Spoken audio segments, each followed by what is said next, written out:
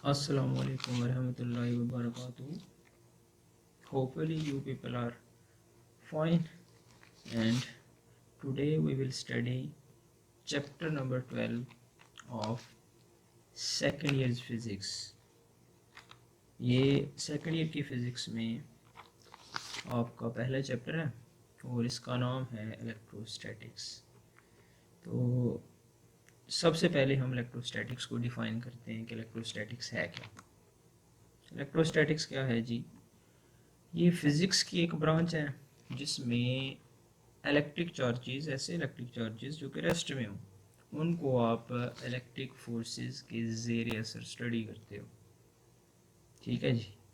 तो अगर आप इस डेफिनेशन पे गौर करें तो आपको दो चीज़ें जो हैं वो गौर के काबिल नज़र आएंगी, एक इलेक्ट्रिक चार्जेस और दूसरा इलेक्ट्रिक फोर्सेस। इनके बारे में हम आगे बात करते हैं। उससे पहले हम चंद एप्लीकेशंस देख लेते हैं इलेक्ट्रोस्टैटिक्स की, कि रोज़मर्रा ज़िंदगी में इलेक्ट्रोस्टैटिक्स की एप्लीकेशंस क्या हैं। तो अगर आप प्रैक्टिकल लाइफ में नज़र दौड़ाएं, जो रोज़मर्रा की ज़िंदगी है, तो उसमें आपको इलेक्ट्रोस्टैटिक्स की बहुत सारी एप्लीकेशंस नज़र आएंगी, जिनमें से एक फ़ोटोकॉपियर है, लेज़र प्रिंटर्स हैं, इंकजेट प्रिंटर्स हैं, या इलेक्ट्रोस्टैटिक एयर फिल्टर्स हैं। ये सब इलेक्ट्रोस्टैटिक्स की एप्लीकेशंस में आ जाते हैं। एक छोटी सी एग्जांपल हम कंसीडर करते हैं। अगर आप नीचे तस्वीर पे गौर करें तो आपको एक बिल्ली नज़र आ रही होगी, और ये जो बिल्ली है, इस बिल्ली की खाल पे आपको स्टाइरोफोम के छोटे छोटे टुकड़े जो हैं वो चिमटे हुए नज़र आ रहे होंगे। अब ऐसा किस वजह से होता है? ऐसा क्यों है कि ये जो स्टाइरोफोम के छोटे छोटे टुकड़े हैं इस बेचारी बिल्ली की खाल के साथ जो है वो चिमटे हुए हैं? वजह क्या है इसकी? इसकी वजह बेसिकली इलेक्ट्रोस्टैटिक्स है। होता ऐसे है कि एक इफेक्ट है जिसको ट्राइबो इलेक्ट्रिक इफेक्ट कहा जाता है।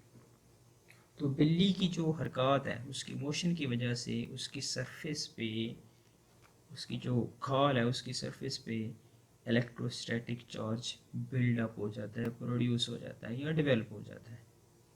ये जो इलेक्ट्रिक चार्ज है ये एक इलेक्ट्रिक फील्ड प्रोड्यूस करता है, और फिर उस इलेक्ट्रिक फील्ड की वजह से स्टाइरोफोम के जो मॉलिक्यूल्स हैं उनकी पोलराइजेशन होती है, जिसकी वजह से ये जो प्लास्टिक पीसीज हैं या स्टाइरोफोम के छोटे छोटे टुकड़े हैं, ये चार्ज्ड फर की तरफ जो है वो अट्रैक्शन फील करते हैं या अट्रैक्शन महसूस करते हैं, और उसके बाद जो है वो उसके साथ चिमटना शुरू हो जाता है।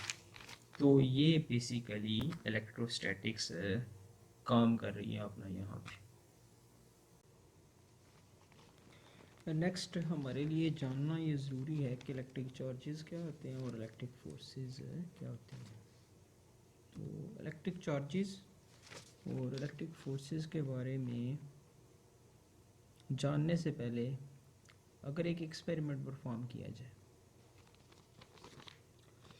अगर आप तस्वीर पर गौर करें तो आपको मिस्टर डोनाल्ड ट्रंप के सर पे एक गुब्बारा नज़र आ रहा होगा, और अगर इस गुब्बारे को रब किया जाए, चले डोनाल्ड ट्रंप ना सही, अगर आप घर में अपने जो बाल हैं उनके साथ एक गुब्बारे को रब करते हैं, कुछ देर के लिए ये काम आप करते हैं, और उसके बाद उसी गुब्बारे को आप कागज़ के छोटे छोटे टुकड़ों के करीब लेकर जाते हैं,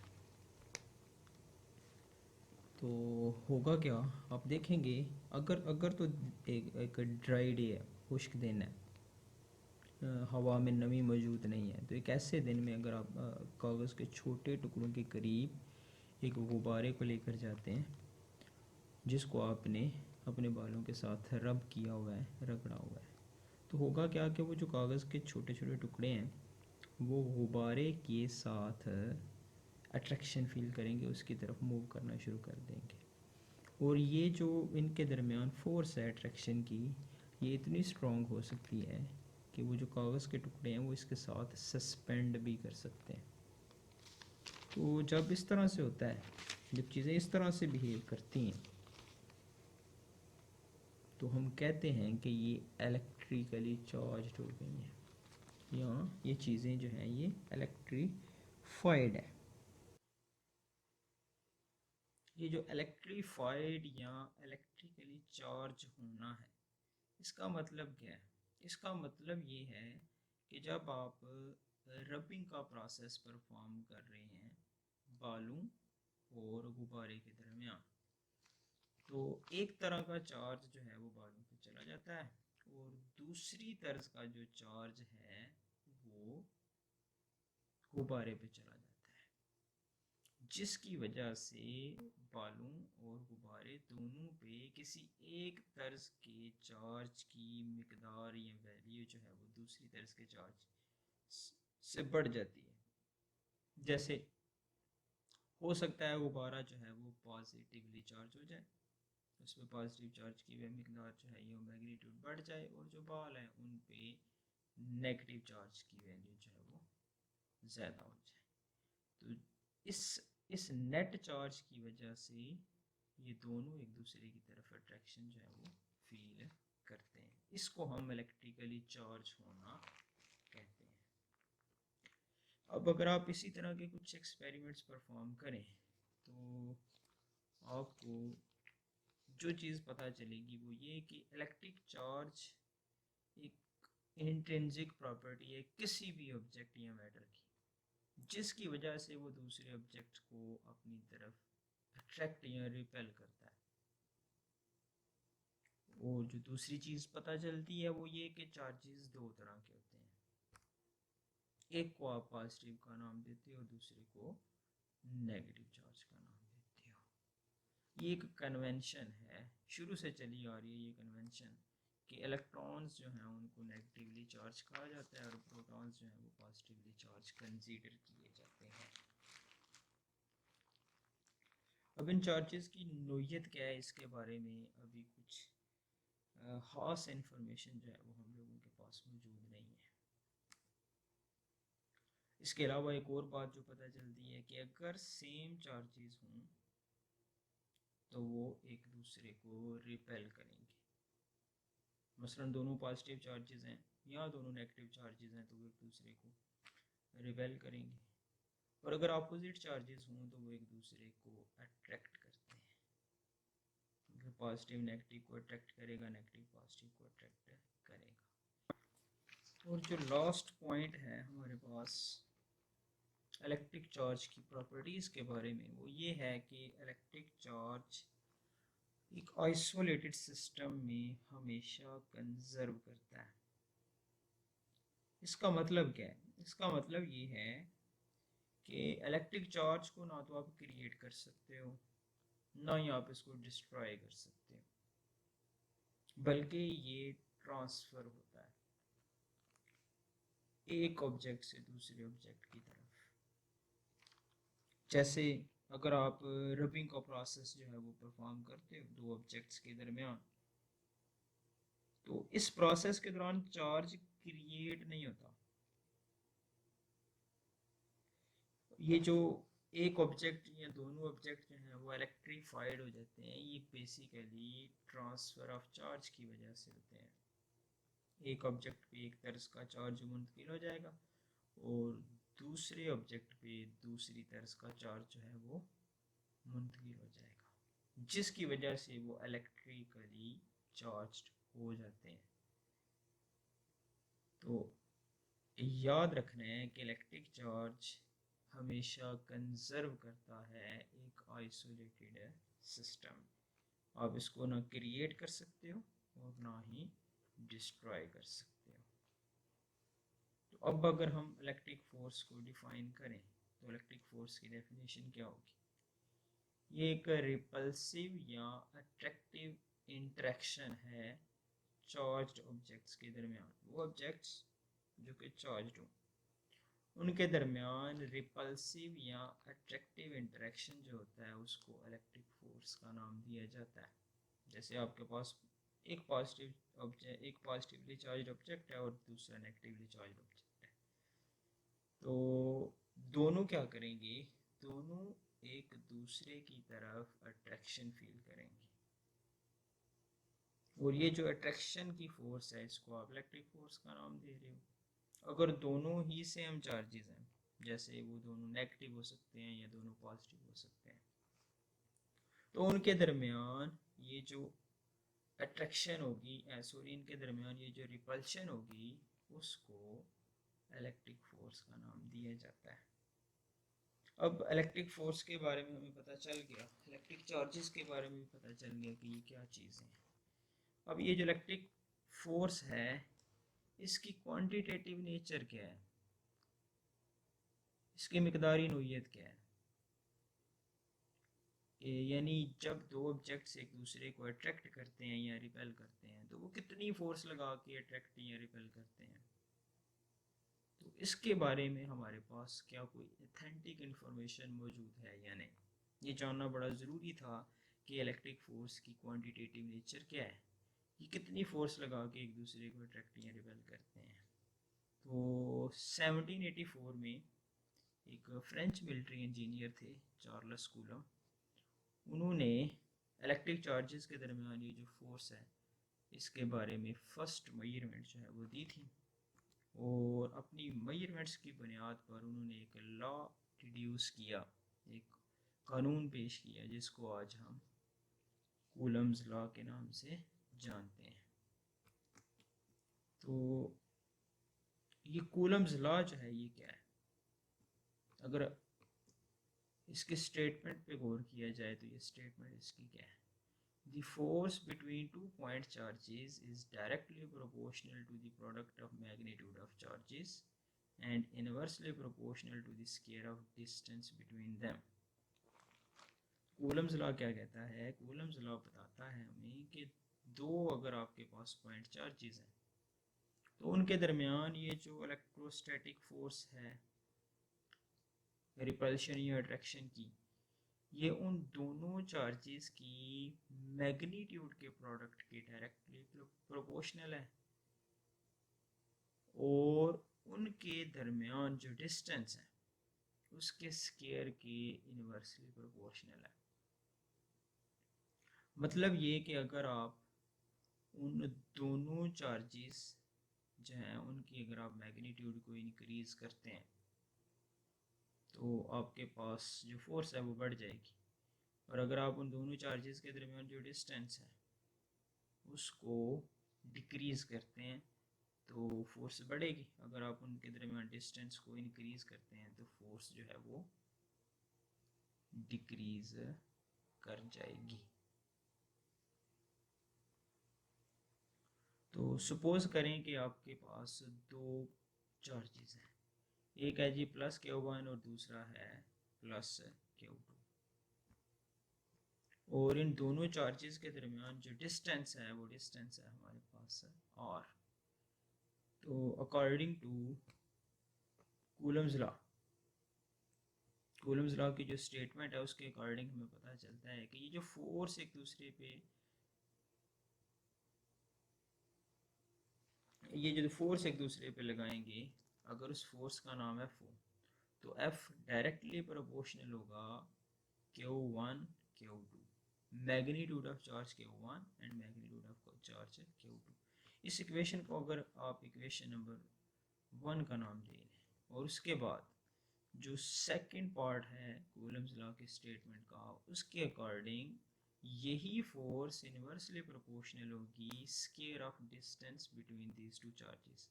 इन दोनों चार्जेस के दरमियान डिस्टेंस हमने आर लिया हुआ है, आर का जो स्क्वायर है वो आपके पास आर स्क्वायर आ जाएगा, और एफ इनवर्सली प्रोपोर्शनल आपके पास आ जाएगा 1/r²। इस इक्वेशन को नाम दे लें आप इक्वेशन नंबर 2 का।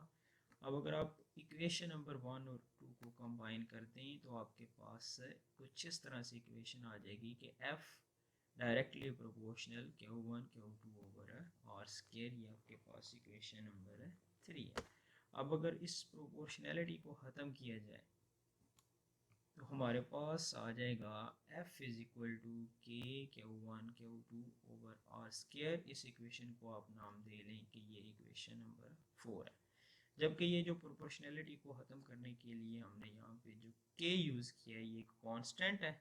इस कांस्टेंट को इलेक्ट्रोस्टैटिक कांस्टेंट कहा जाता है। ये कांस्टेंट ऑफ प्रोपोर्शनैलिटी है जिसका नाम इलेक्ट्रोस्टैटिक कांस्टेंट है। इस कांस्टेंट की जो वैल्यू है ये डिपेंड करती है नेचर ऑफ मीडियम और वो सिस्टम ऑफ यूनिट्स जो आपने मेजरमेंट्स लेने के लिए इस्तेमाल किया है। यानी अगर आप फ्री स्पेस में काम कर रहे हो तो के की वैल्यू कुछ छोड़ोगी। अगर आप एयर जो है वो उसमें के की वैल्यू फाइंड करना चाह रहे हो तो उसके लिहाज से मीडियम के चेंज होने की वजह से के की वैल्यू में चेंज आ जाएगा। दूसरा, सिस्टम ऑफ यूनिट्स कौन से यूज़ कर रहे हो आप? क्या आप सिस्टम इंटरनेशनल में काम कर रहे हो, या आप एम के एस सिस्टम यूज़ कर रहे हो, या सी जी एस सिस्टम यूज़ कर रहे हो? तो उन सिस्टम्स के लिहाज से जो भी सिस्टम आप यूज़ करोगे के की वैल्यू चेंज हो जाएगी। अगर सपोज करें कि हम सिस्टम ऑफ यूनिट्स जो लेते हैं वो सिस्टम इंटरनेशनल लेते हैं और हमारे पास जो मीडियम है वो फ्री स्पेस है, तो फिर ये जो के है इसकी वैल्यू होगी 1/4 पाई एप्सिलॉन नॉट। जबकि यहाँ पे जो एप्सिलॉन नॉट है ये परमिटिविटी ऑफ फ्री स्पेस कहलाती है और इसकी जो वैल्यू है वो होती है 8.85 क्रॉस 10⁻⁻12 कूलम स्क्वायर पर न्यूटन एंड पर मीटर स्क्वायर।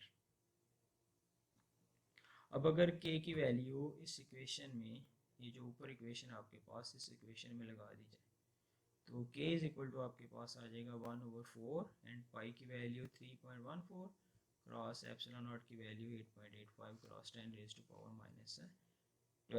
अगर आप कैलकुलेशंस करें तो कैलकुलेशंस करने के बाद कांस्टेंट k की वैल्यू ओवरऑल आपके पास आ जाएगी 9 क्रॉस 10⁻9 न्यूटन मीटर स्क्वायर पर कूलम स्क्वायर।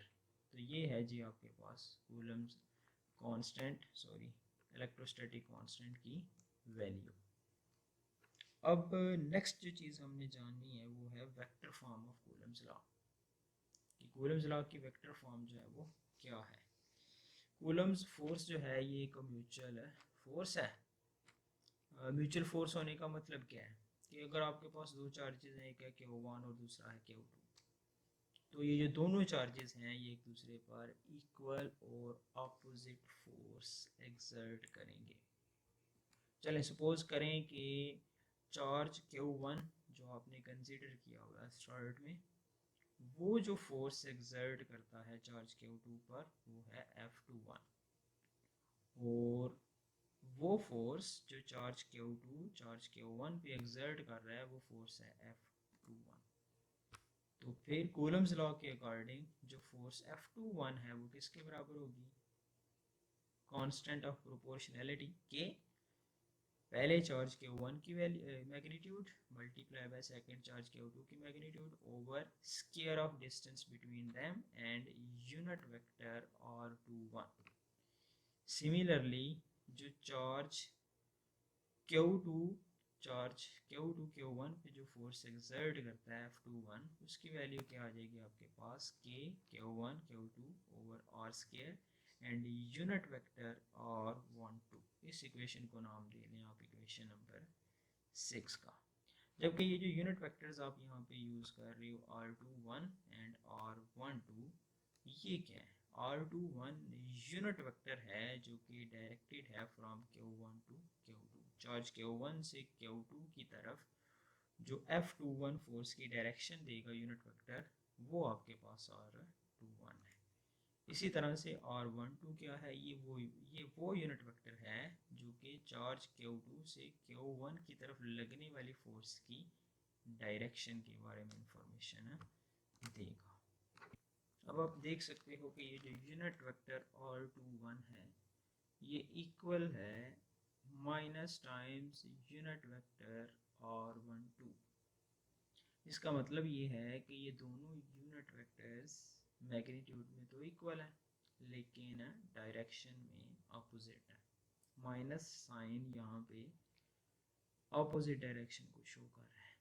अब अगर आप इस रिजल्ट को इक्वेशन नंबर 5 और 6 में रिड्यूस करें तो आप इस नतीजे पे पहुंचेंगे कि फोर्स F12 इक्वल होगी minus times force F12 equal होगी माइनस टाइम्स फोर्स F21 के। मतलब ये कि वो फोर्स जो चार्ज Q1 चार्ज Q2 पे एक्सर्ट करता है वो एग्जैक्टली इक्वल होगी उस फोर्स के जो चार्ज Q2 चार्ज Q1 पे एक्सर्ट कर रहा है, लेकिन दोनों फोर्सेस की डायरेक्शन अपोजिट होगी। और ये जो एंडिंग रिजल्ट है ये न्यूटन के थर्ड लॉ ऑफ मोशन के अकॉर्डिंग है, जो कि कहता है कि हर अमल का एक रद्द अमल होता है जो कि मिकदार में अमल के बराबर लेकिन डायरेक्शन में या सिमत में उसके मुखालिफ होता है।